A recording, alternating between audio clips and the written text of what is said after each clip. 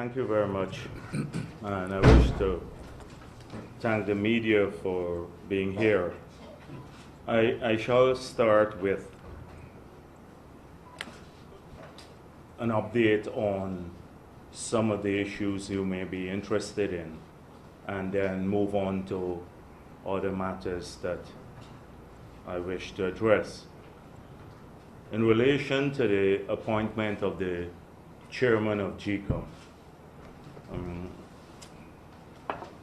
Mr. Nandalal has informed me that he's received a letter from the Attorney General setting the meeting that the President proposed for next Wednesday. So once that meeting takes place, then, as I had already informed the media, I will decide on the next course of action, given the President has already requested that I submit to him another list of names. So that's the most current situation at this point in time. You have seen various interpretations of the Constitution, and at some point in time, we're hoping at that meeting, our interpretation, which seems to be the prevailing one among most of the people I've spoken to, who are lay persons as well as in the legal profession, they share our views that that interpretation could be or can only be the only, or is the only valid one. And so we will present that at the meeting, and let's see how it goes from there. In relation to sugar, as you are aware, the government had invited us to be part of some consultations, and subsequent to that, they had a meeting of the Economic Services Committee to look at the industry. Now, we had posed several questions to the government, and we have not received answers to those questions as yet. The key question at this point in time, and I will repeat it for the media, is on what basis is the government making the decisions about sugar? Since they repudiated the Commission of Inquiry report, by the President said it's not gospel, and they departed from it because it did not recommend the closure of any estates. In fact, there was a vote among the 10 members, and 8 of them voted against closure of any estate. And so since they've moved away from the COI report, what study is the government using now to validate or to support the decisions it's making about sugar? A closure of estates, privatization of estates. Has there been an economic study, an economic feasibility study done? Have they looked at social impact of closure or privatization of estates? Where is the study? We hear a lot about diversification. What is underpinning their views on diversification? Because you will agree with me, for an industry that is so critical to the entire Guyana, not only to the sugar belt, because of its multifunctional role and its impact on foreign currency and GDP, that decisions about the future of such an industry, which has systemic impact, cannot be made on the basis of gaffe or whims and fancies of individuals, but it must be underpinned by solid technical work. And we are not privy to that work. We're not aware if it was even done, or the considerations driving the government's decisions on sugar are guided by other motives apart from what is best for the industry. So we are awaiting this sort of information, and then that would allow us, once we have this information, this would allow us to participate in a meaningful way, to share our views about what's the future of the industry, because we want to collaborate with the government on this matter. We've publicly said this. However, what is very worrying in the short term are these developments we're seeing, these corrupt, clandestine moves by the government. The first had to do with signing of this memorandum of understanding. And you yourselves, now that the members of the media have seen the memorandum of understanding, you will see who the parties are. Parties that have no experience in producing sugar are the subject of this memorandum. It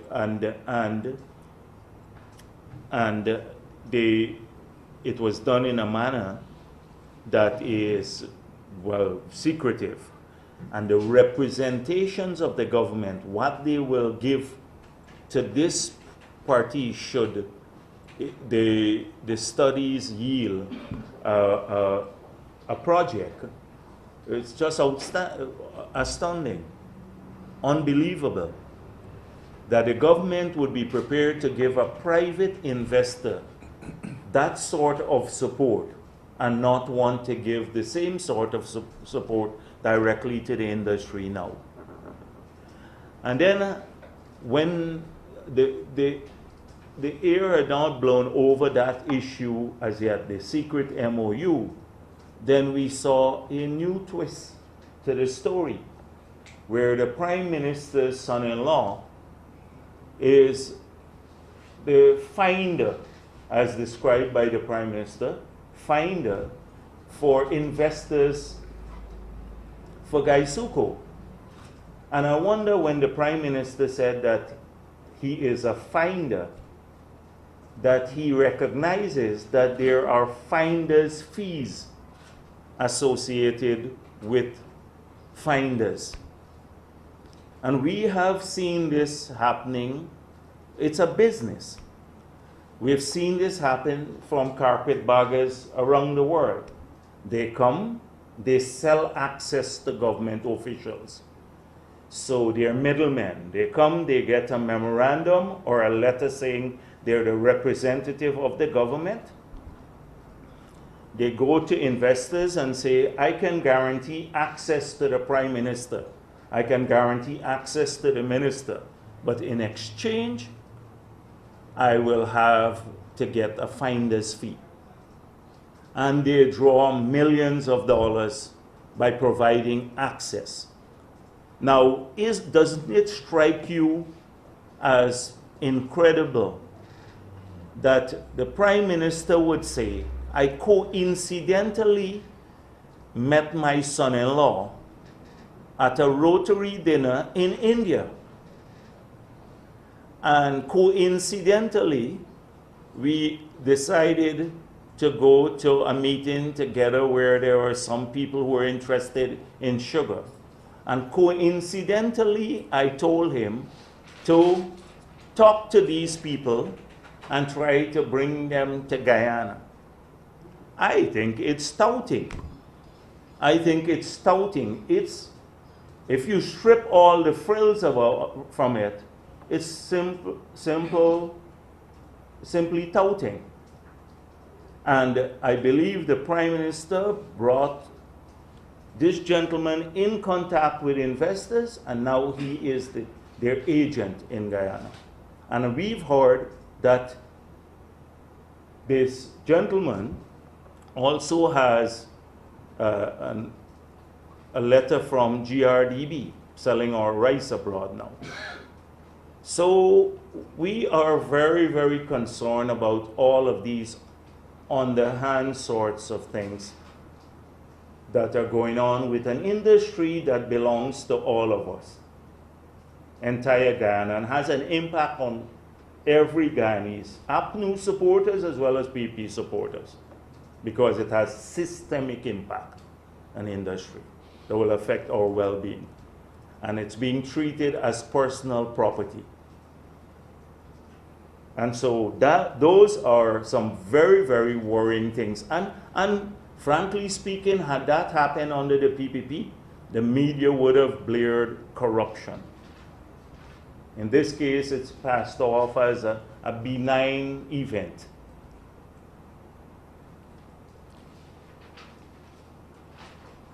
The next issue is, I've seen the Attorney General and the Minister of Finance pledge that they will vigorously oppose banks' DIH claim in the courts. And there's one point that both of these gentlemen missed. That this action, this claim for refund on the part of banks DIH or by banks DIH from the Treasury was triggered by an action of the government. And had that action, that event not taken place, then banks DIH would have never made such a claim. And so until now, the questions remain unanswered. Who gave the horrendous write-off to DDL that triggered this claim for a refund from banks DIH? Was it the Commissioner General? Was it the Board of Directors? Was it the Minister of Finance? Or was it the Cabinet? And when we have an answer to that question,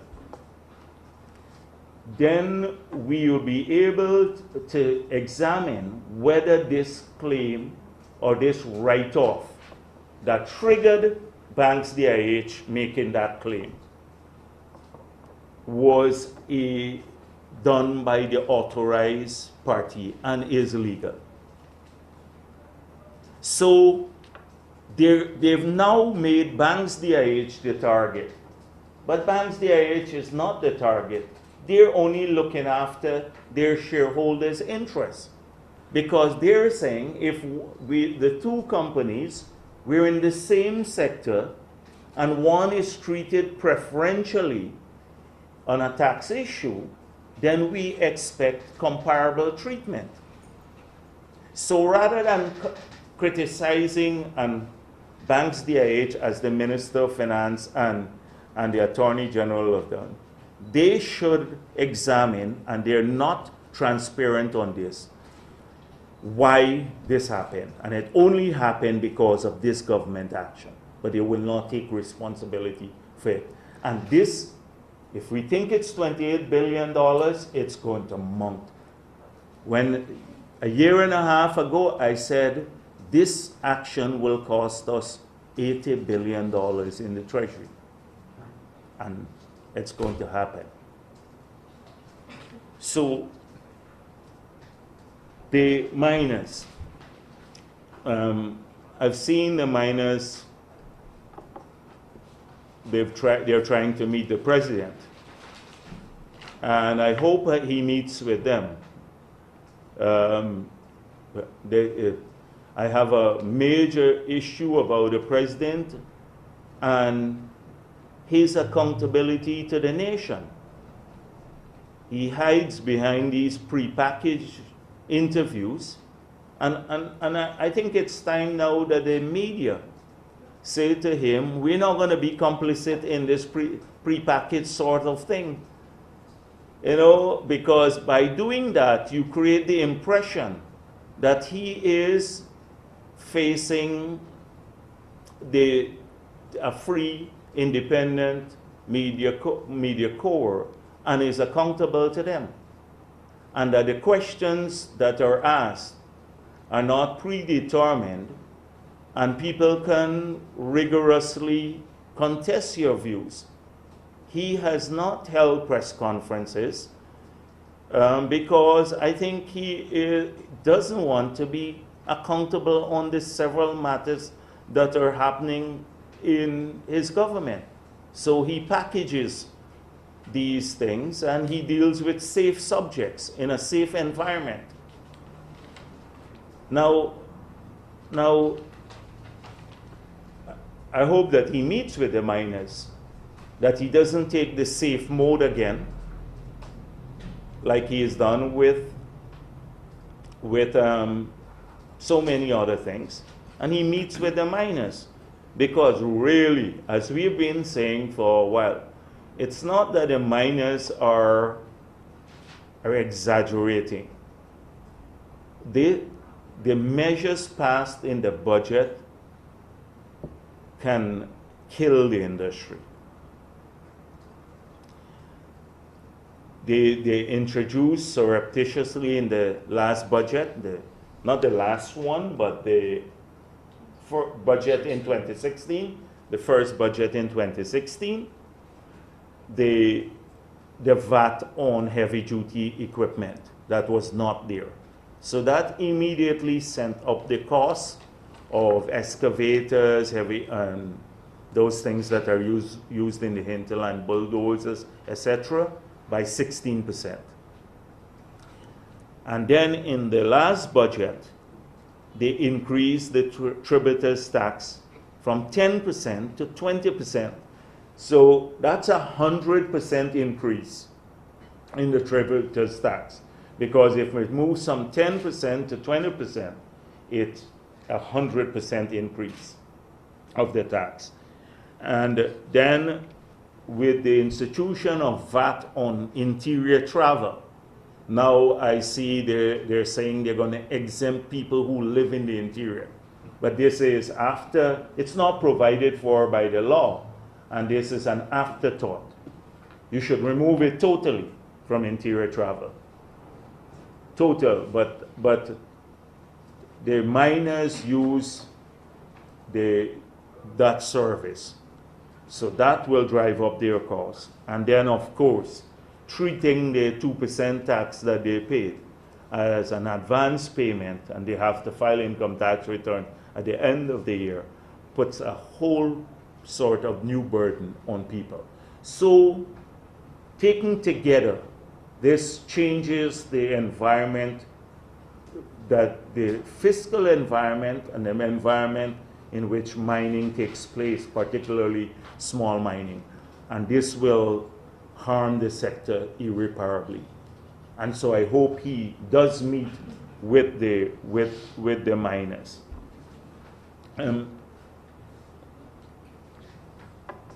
I want to go on. Maybe I should talk a bit more about a couple of other issues. The VAT, since we're on VAT on heavy-duty equipment, maybe we just talk a bit more about VAT. We were,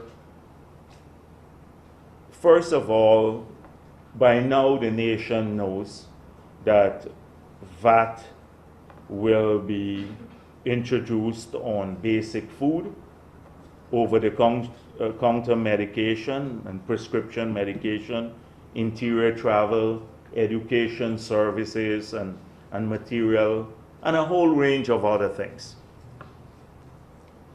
So we had a very ingenious explanation of this coming from our very clever junior Minister of Finance. He said in the debate, in the motion that we had to go back to status quo ante, that is not to go ahead with these taxes, the VAT increases and the extension of VAT to other services. In the debates in Parliament, he said, most of these items are moving from zero rated to exempt. So people will not see it on their bill. So why are you worried about this? To simplify. And secondly, he said, businesses should be happy about this because they don't have to do a paperwork to claim back their VAT.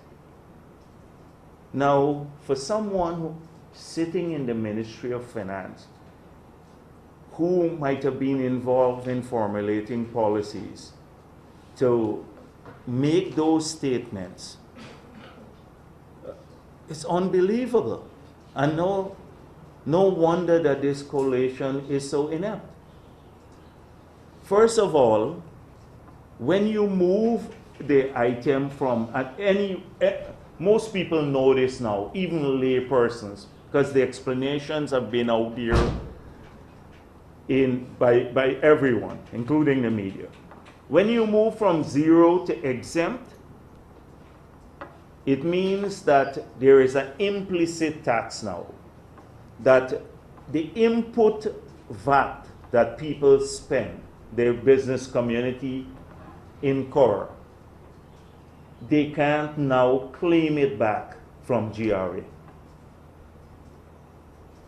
So they can't, if they had paid VAT at other stages in the production process. Once the item becomes exempt, they can't claim back their VAT. And so what will they do? They will simply pass it on. So you wouldn't see it on the bill, but their costs go up, so they would simply pass it on. If they could have claimed it back, then they didn't need to pass it on. And that is what zero rating an item allows them to do, to claim back the VAT. When you move it to the exempt category, they can't claim it back from GRA, so they pass it on. But this was his explanation. And so we're in big trouble when we have these sorts of people administering our affairs. Now, in the same presentation, and I'm tempted to take Sharma before the Committee of Privileges for this, but then it may not make sense. We have heard from Winston Jordan once saying that the $55 billion of remissions, tax remissions, was given to friends and family of the PPP in the past. Sharma repeated this, and he said in his budget speech, and I see it headlined in the newspapers, that we gave $55 billion of tax breaks to friends and acquaintances of the PPP. So anyone hearing this would say, hold on a minute, these people must have been messing with our revenue, giving $55 billion of tax breaks to their friends and acquaintances. This warrants exploration. So I want to take you to the budget, Jordan's budget speech, in Appendix 8, the last budget speech. And they sought to categorize these tax remissions, who it went to. So in 2015, $47 billion of tax remissions. It went to hospitals, companies and businesses, churches, charitable organizations, public officials, offices, ministries or government departments, remigrants, diplomats, foreign-funded projects. That's where the tax remission went to. Not friends and family of PPP. But what I argued in the budget speech is that they've been cutting this. But look where they're cutting. So companies had their tax remissions reduced from $35.6 billion in 2015 to $30.3 billion in 2016. So they have removed $5 billion of tax breaks to companies in Guyana, not PPP, family and friends, companies across the board. These are banks, DIH and DDL and all the other companies across Guyana who are benefiting. They've reduced it by $5 billion, more burden on business. On churches and charitable organizations, it was $2 billion. It's now, they reduced it by $600 million. So it's now $1.4 billion. That's churches and charitable organizations. On remigrants, it was $1.9 billion of remissions. It came down to 1.2, $700 million of reduction on remigrants. But look at where it increased. Ministries or government departments was $2.9 billion in 2015, went to $4.3 billion in 2016. This is where the friends and family comes in. That's the only category that is increasing. Everything else cutting down. So first of all, let me establish some facts. The $55 billion of tax remissions was not given to PPP friends and family, as Sharma and Jordan said. It's to these categories. Secondly, that they have been reducing it. They've reduced their remissions, the tax break to churches, to charitable organizations, to companies, to remigrants, but they have increased remissions to ministries and government departments. So like in the VAT, all of these increased VAT things now, the Prime Minister can now bring in personal vehicles VAT-free. That was one of the measures introduced in the last budget, the 2017 budget. So the Prime Minister can bring in vehicles for personal use for him and his family, VAT-free. And they didn't see that, they could have left it alone. But that was one of the tax breaks, and then putting VAT on baby's milk and baby supplies and disabled people on things that they use. That is where friends and family come in. So I had to debunk this because they keep repeating it, and it keeps appearing in the newspapers all the time. That because people don't pay much attention to this. The parking meter,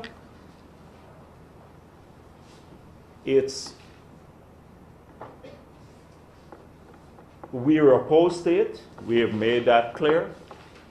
The government should own this because it supports it, it approved it. And let me say one thing, that because this government had to approve this, future governments can withdraw that approval. Future governments can withdraw approval.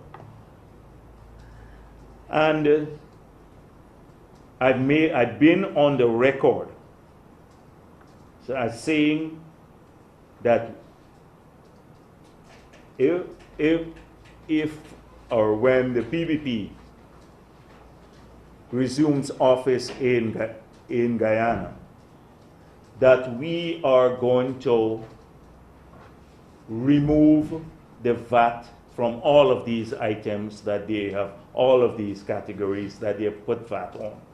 We're going to go back to status quo ante. That we will reverse all the changes made to the mining regime, the taxation for miners. We'll go back to what was there before.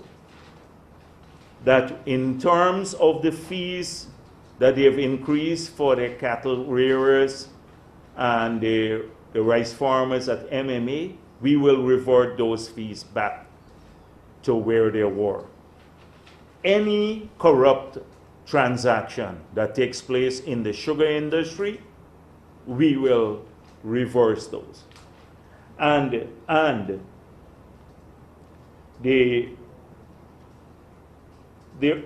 maybe I should not go on, but there are lots of other things I've made it clear.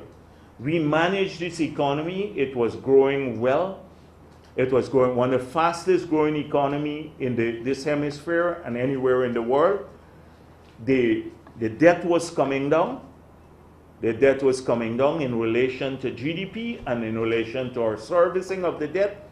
The fiscal regime was solid, or fiscal deficit was declining. The exchange rate was stable, and we did not have to do all of these things. We didn't have to kill Gaisuko, raise the rates for the land rates for their farmers, or their DNI charges, introduce parking meter, change the VAT regime, put more taxes on the miners. We did not have to do this. This country can be managed and manage well and be progressing without all of this happening. These things are killing prospects for the future. They don't make economic sense. And so I want to make that clear.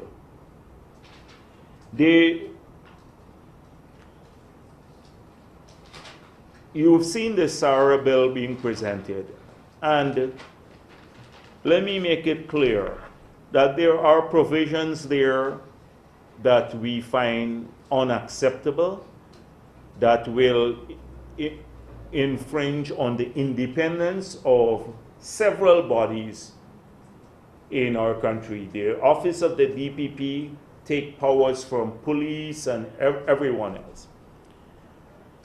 But we have been urging the government to do a number of things. One,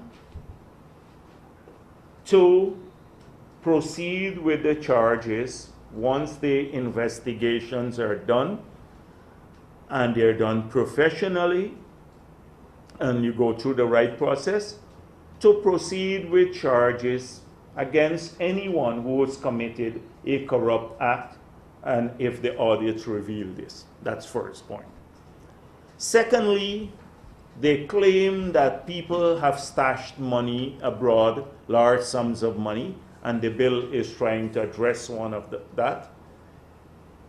They do not have to wait on the bill. I've been urging the president and the government to hire an international firm, and we can work with them on this, or ask Interpol to give them a list of all former MPs, all former presidents, current MPs, current president, and let them trace what assets we hold abroad.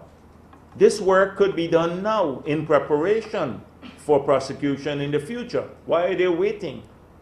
They can hire an international firm to do this now, and there are firms that specialize in this sort of thing. They can track everything. And you give them pay a fee, or give them a percentage of what they find. It's easy. They can do this today. They don't have to wait on this bill.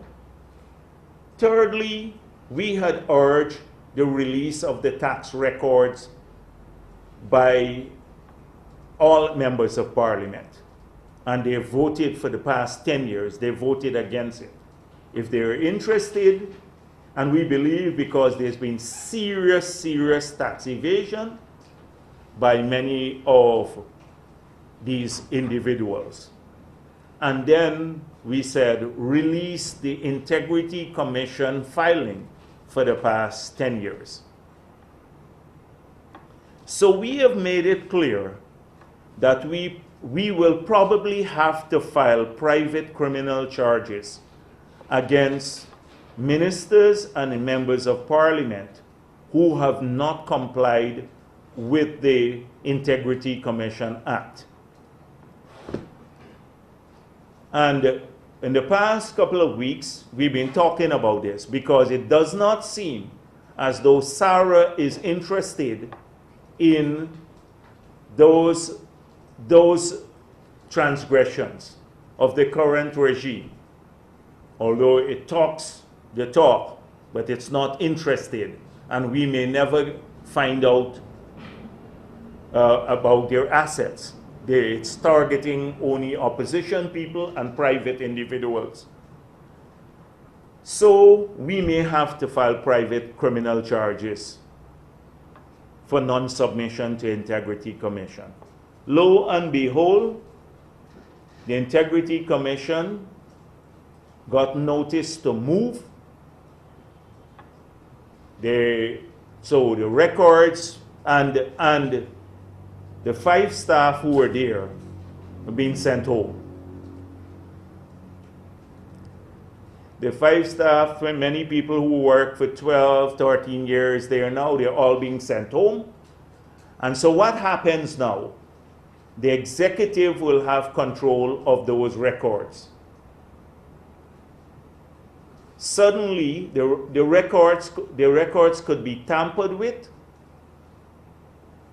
They could be destroyed.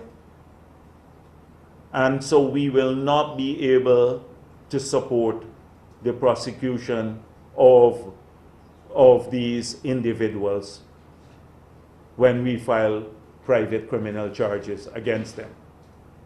So they have moved swiftly now to send home the staff, move out all the documents to another location, and we don't know what's going to happen with those documents. So these probably would now fall under the jurisdiction of the Office of the President to prevent that. These are the people who talk about fighting corruption. Can't get answers for a whole range of issues, but they talk the big talk about who they'll throw in jail and everything all day long. So the next point is the assault on professionals. I want to talk a bit about that. It seems as though this government has serious problems with professionals. And at professionals at every age, but particularly young professionals, and particularly women. So, in Letem, the district education officer, Ms. Atkinson, complained about predatory behavior on the part of the REO, and it was swept under the carpet. Then the deputy mayor of Letem, another woman, young woman, Ms. Welsh, she complained that she was sexually molested by the same person. It was reported to everyone, including the minister. The president is aware of it. They tried to sweep it under the carpet again. So, women in workplaces, and I just give 2 examples, can't get any justice.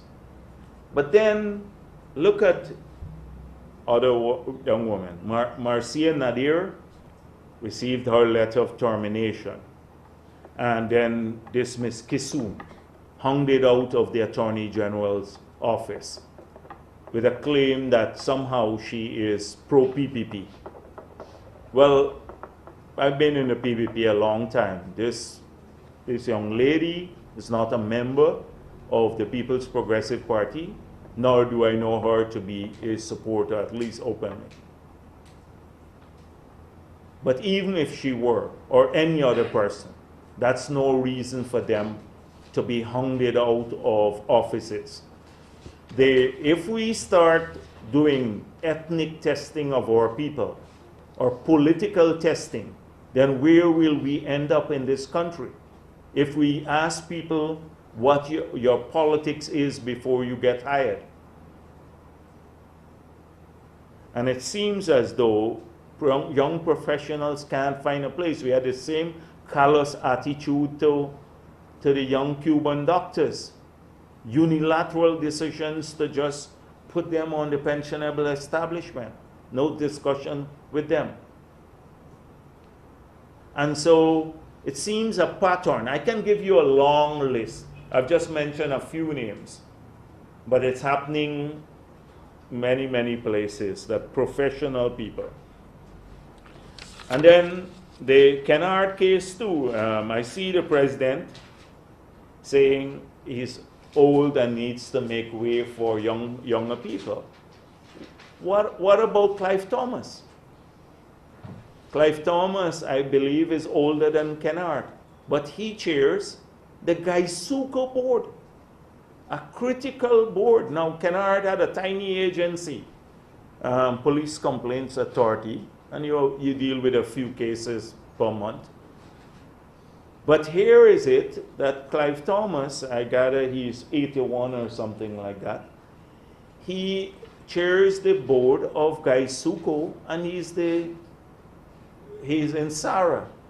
I don't know if he's a spokesperson or the head there too. What about that? What about so many other people who are in government at that age? Not that I have anything against people once they can perform at that age, but I'm saying that the president gives these inconsistent answers because he's not challenged in a manner that he doesn't subject himself to challenges or allow himself, like should happen in a democracy. And you recall his explanation about how the big wage increase that they gave, that wage increase was given because these people had high-paying jobs in the private sector. Some of them never worked before they became ministers. They were not working. I know a couple of people who were not even working. But his explanation, he had to maintain their lifestyle. And they had high-paying jobs in the private sector. And when we asked for the information by releasing tax returns, of course, they didn't agree with that.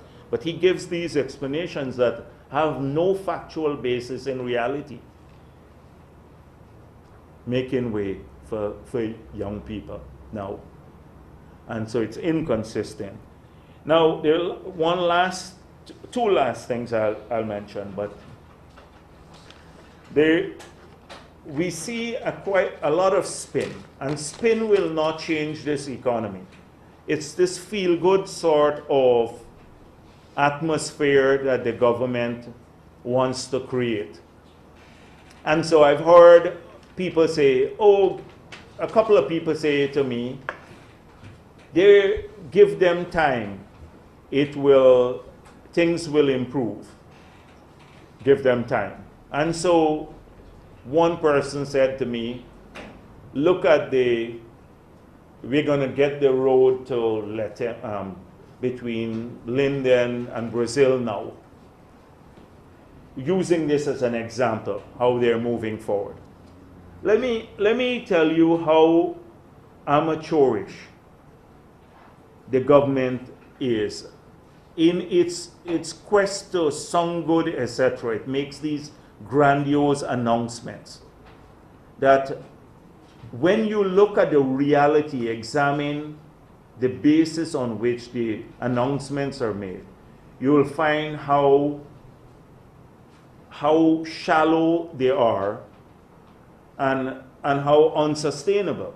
So, for example, under the UK Caribbean Infrastructure Fund, where we have about £53 million for Guyana, about $66 million for Guyana, the government has put up several projects to be funded. That was a grant. They put up the road between the Mabura Hill and Linden, the bridge across the Kurupukari, and work on the sea defenses. So the Chronicle headline Wednesday, February 1 says, Linden-Lethem Road, UK to fund first phase. 122.5 kilometers of road, and 600 meters of a dual lane bridge across the Kurupukari. Now, on the coast here, it takes about $2 million and more, sometimes $3 million to do 1 kilometer of road. So, assuming that you even reduce that, and it's going to be more expensive if you're asphalting road in the interior. Assuming you say $1 million per kilometer of road. That's a cost. Although it's much, much more expensive. Could be $3 million here, even on the coast. If you spend all the money, you can only do 66 kilometers. But that stretch alone has 122.5 kilometers of road. So where is money for the Kurupukari Bridge coming from and the other component of the project? Unless you do a substandard road again. And they didn't say that the feasibility study is now ongoing. And so they will have to prove that the stream of benefits outweigh the stream of costs before it becomes feasible. So I'm waiting for the feasibility study, but it's announced as a done deal, and there is a feasibility study. So the guy who said this to me, I said to him, you're aware that, first of all, the numbers don't support what they're saying. And secondly, what is presented as a done deal still has to be subjected to a feasibility study. So it may not happen. Or if it happens, it cannot do that. Now, we still have to find another, remember you have another 300 kilometers of roads. There's no indication of how the other part will be funded. So you do a piece well, and they have some vague thing about approach to the Islamic Development Bank. So this is a vague, feel-good kind of thing, headlined in the Chronicle. But when you go into it, may not make sense. Let's look at another thing. Trotman says on the 30th of December, construction will commence in 2017 this is the onshore industrial site to service offshore exploration and production activities. That's what he was talking about. And he said, construction will commence in 2017, and the investments from the private sector and government infrastructural work and support will be equivalent to $500 million US and create 600 direct jobs. Now, yesterday I had a briefing with ExxonMobil, and I wish to thank them publicly for that briefing. And there were several issues I raised with them. I'm not going to discuss these at this press conference. There were a whole range of issues of financial nature as well as technical nature and future of the industry here in Guyana. But I asked them a direct question. I asked, are you part of funding this facility that Trotman mentioned? And the answer was no. The answer was no. Now, ExxonMobil gave a briefing in Trinidad and Tobago to the energy conference there, and then to our members of parliament. And they outlined in the briefing to the members of parliament that they got the number of jobs and what services they will procure over time. So ExxonMobil, I think they've done that largely to give people a realistic picture of what the industry will do, the timelines, and how many jobs it will generate, and how it will be, what are the opportunities for local procurement. So, but nothing to do with this. Nothing to do with this. So, Where is this $500 million coming from? Where is the government, private sector, the infrastructural work and support coming from for the Crab Island facility? It's not, there's no money in the budget for this. I don't hear any loan would be made available for this, nor are they getting a grant for it. So where is the money coming from? Secondly, the private investors, to make this work, they will have to direct ExxonMobil to procure the services only from this facility. And so if foreign investors, I'm just giving you a picture, if foreign investors come to Guyana and they invest in this facility, assuming they do this, and then ExxonMobil is directed to procure the services from this facility based on local content legislation, even if the cost of these services are not competitive, then what happens? We force Exxon to buy from services from a foreign-owned, by all means, because dominated facility, at cost, at uncompetitive services. If they do that, their costs go up, so that when you have to clear costs before the revenue, the balance is shared, it reduces our revenue flow. And I just wanted ExxonMobil, I did not discuss this in great detail with them, I just wanted them to confirm that they're not funding this facility, which they did not, they said no. So this facility here, first of all,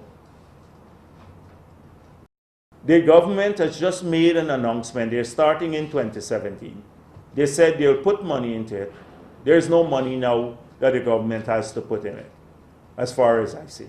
Secondly, who are the investors? They said investors are lining up. Are these local people or foreign people? And then are they going to direct ExxonMobil to procure services only from this facility, regardless of the cost, regardless of if it could be sourced competitively elsewhere? Because if they do that and it's a higher cost services, that means our revenue take will go down. Something that sounds well. So this is not going to get built in 2017. 600 jobs he talks about, so that sounds attractive. 500 million US dollars. It's pie in the sky. Pie in the sky by amateurs. And that is my worry. They're creating this impression.